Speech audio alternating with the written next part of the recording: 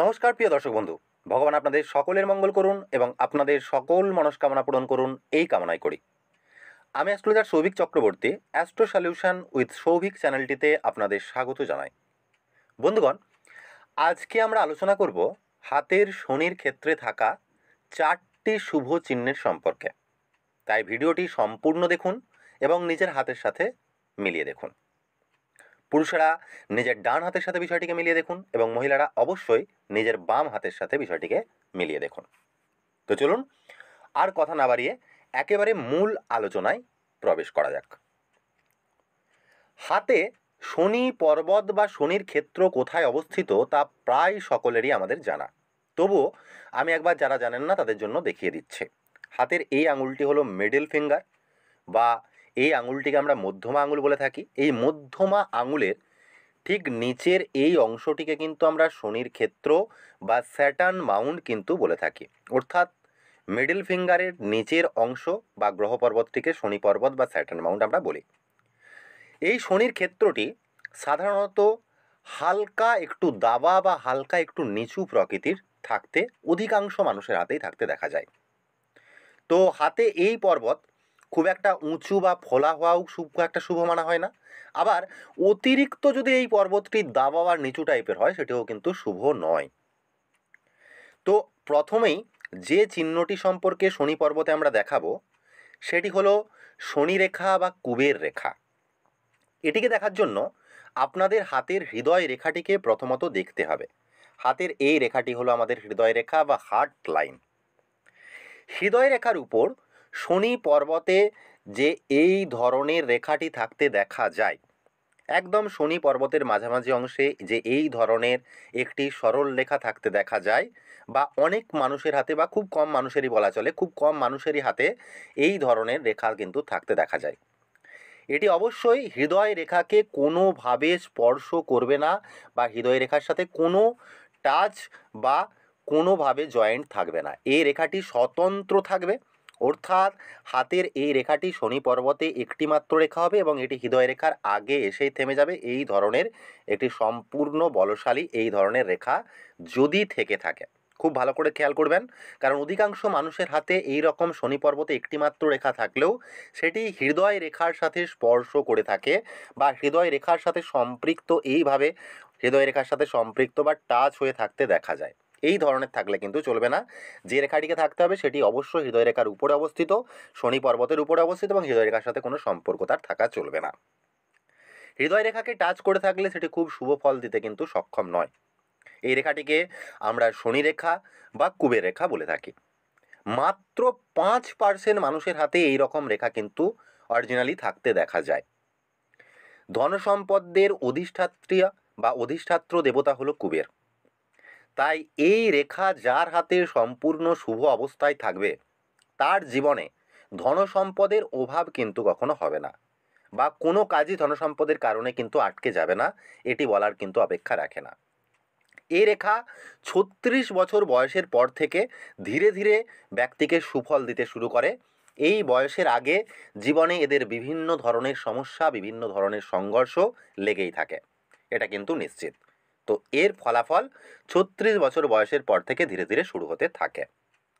এবার আমরা শনির ক্ষেত্রে থাকা দ্বিতীয় চিহ্ন বা দ্বিতীয় সাইনটির সম্পর্কে আলোচনা করব।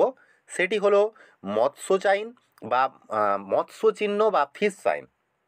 হাতে এই ধরনের শনি পর্বতে মৎস্য চিহ্ন বা ফিশ সাইন থাকতে হবে, অর্থাৎ একদম শনির ক্ষেত্রে থাকতে হবে। এটি কোনোভাবেই বৃহস্পতির ক্ষেত্রের দিকে মুখ করে থাকা চলবে না, এইভাবে থাকা চলবে না, অথবা এইটি কোনোভাবেই কিন্তু রবির ক্ষেত্রের দিকে এভাবে মুখ করে থাকলে হবে না।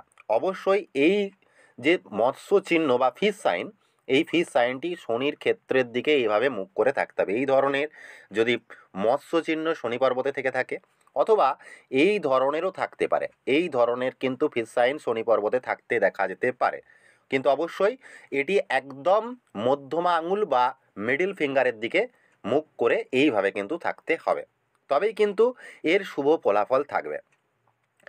এটি যদি সম্পূর্ণ উজ্জ্বলতা নিয়ে বোঝা যাচ্ছে কোনো জাতক বা জাতিকার হাতে, তাহলে কিন্তু এটি অবশ্যই শুভ ফল দেবে এই বয়সে। তবে এই চিহ্ন ভাগ্যরেখার উপর স্বতন্ত্র আকারেও থাকতে দেখা যেতে পারে, অর্থাৎ ভাগ্যরেখার সাথে ভাগ্যরেখা একটি হাতে ভাগ্যরেখা থাকলে এবং ভাগ্যরেখার সাথেও যদি এইভাবে অ্যাটাচড হয়েও যদি এইভাবে ক্রিয়েট হয় তাহলেও কিন্তু চলবে, বা ভাগ্যরেখার উপরে যদি থেকে থাকে তাহলেও কিন্তু এটি চলবে।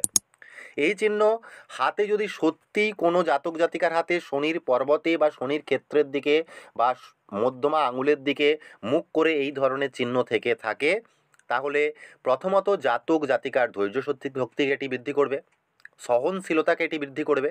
জীবনে প্রথম পর্বে বহু সংঘর্ষ, বহু বাধা, বহু অসফলতার মুখোমুখি কিন্তু এই চিহ্ন করবে, কিন্তু ধীরে ধীরে এটি কম থেকে বা ছোট স্তর থেকে বৃহৎ স্তর পর্যন্ত নিয়ে যাওয়া, আর্থিক স্টেবিলিটি বৃদ্ধি করিয়ে দেওয়া, এসব কিন্তু দিন দিন এইসব জাতক বা জাতিকারা দেখতে পাবেন। কিন্তু মৎস্য চিহ্নটিকে অবশ্যই ঔজ্জ্বলতাপূর্ণ হতে হবে, অর্থাৎ একদম স্পষ্ট রূপে থাকতে হবে। একদম এই চিহ্নটিকে দেখলে বুঝতে পারবেন একদম এটি ঔজ্জ্বল্যতা এর প্রকাশ আসবে, তবে এটি জীবনে শুভ ফলের বৃদ্ধি করবে। কিন্তু এই চিহ্নটি যদি বিভিন্ন রেখা দ্বারা কানেক্টেড হয়ে থাকে, বা এই চিহ্নটি যদি ঔজ্জ্বল্যহীনতায় থাকে, বা এই চিহ্নটি যদি খুব একটা বোঝা না যায় এই ধরনের অবস্থায় হাতে থাকে, তাহলে কিন্তু এর শুভ ফল প্রাপ্ত হবে না। তো এই চিহ্ন কখন শুভ ফল দেবে সেটা আমরা পরে বলছি। এই মৎস্য চিহ্ন কোন বয়সে কিন্তু অ্যাক্টিভেট হয় সেটা আমরা পরে বলছি। এবার আলোচনা করব তৃতীয় চিহ্ন সম্পর্কে। তৃতীয় যে চিহ্নটি সেটি হলো শনির ক্ষেত্রে ত্রিভুজ চিহ্ন।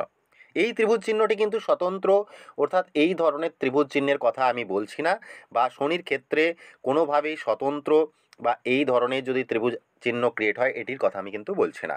এটি একটু অন্য রকমের হওয়া বাঞ্ছনীয়। কিভাবে? এটি দেখার জন্য হাতের হৃদয় রেখাকে দেখতে হবে, অর্থাৎ হাতে যে কোনো প্রকারের একটি হৃদয় রেখা থাকলো এবং হাতে একটি অবশ্যই শুভ বলবান এই ধরনের ভাগ্যরেখা, যেটি শনি পর্বত পর্যন্ত পৌঁছে যাবে, এই ধরনের ভাগ্যরেখা থাকা অবশ্যই জরুরি। এবং এর সাথে এই হৃদয় রেখা এবং ভাগ্যরেখার সাথে কানেক্ট হয়ে যদি এই ধরনের ত্রিভুজ ক্রিয়েট করে, বা যে কোনো প্রকারে এই ধরনের ত্রিভুজ হৃদয় রেখা এবং ভাগ্যরেখার সাথে কানেক্ট হয়ে যদি তৈরি করে, তবেই কিন্তু এই ত্রিভুজ চিহ্ন অত্যন্ত শুভ ফলদায়ী। এটি ব্যক্তিকে ধীরে ধীরে ধনবান বানিয়ে দেয়। এছাড়াও এই ধরনের ত্রিভুজ যদি কোনো ব্যক্তির হাতে শনি পর্বতে থেকে থাকে, তাহলে ব্যক্তির কর্ম করবার ক্ষমতাকে এটি দারুণভাবে বৃদ্ধি করে দেয়।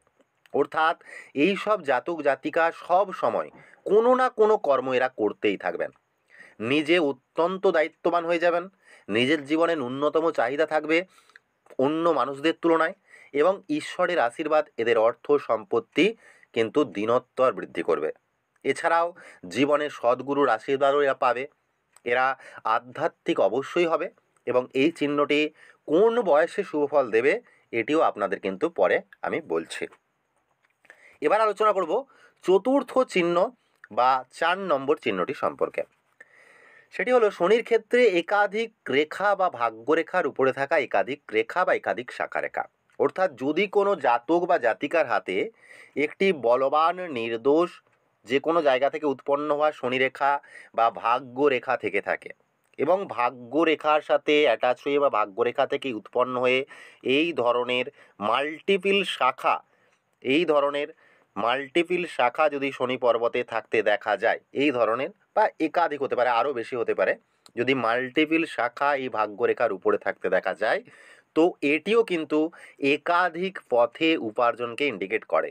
এরা একই সাথে একাধিক পথ থেকে ইনকাম করে থাকে।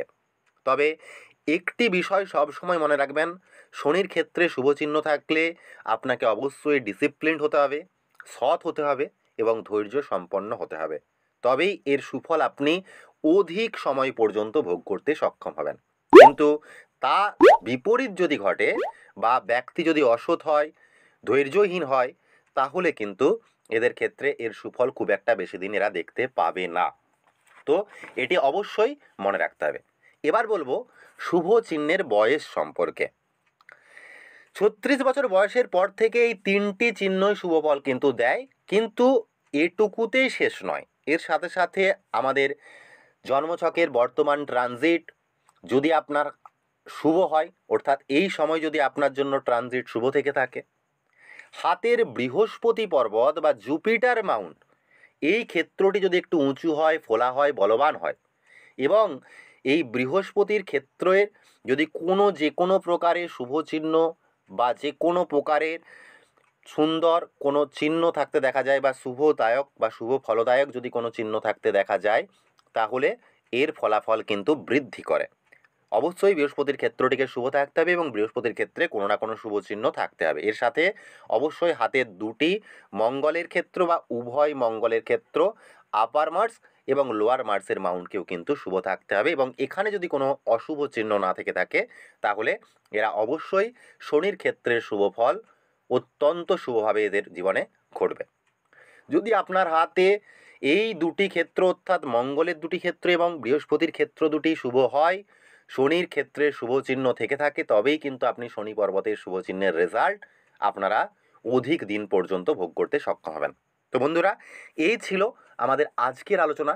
যদি ভিডিওটি ভালো লেগে থাকে তাহলে অবশ্যই বলবো ভিডিওটিতে লাইক, শেয়ার এবং কমেন্ট করতে ভুলবেন না। চ্যানেলটিকে যদি আপনি এখনও সাবস্ক্রাইব না করে থাকেন তাহলে এখনই সাবস্ক্রাইব করুন এবং বেল নোটিফিকেশানটিকে অন করে দিতে ভুলবেন না এই ধরনের ভিডিও সবার আগে আপনার কাছে পৌঁছানোর জন্য। আপনারা সকলেই ভালো থাকুন, সুস্থ থাকুন। আপনাদের অসংখ্য ধন্যবাদ। শুভ বিজয়া। ওং নমো ভগবতে বাসুদেবায়।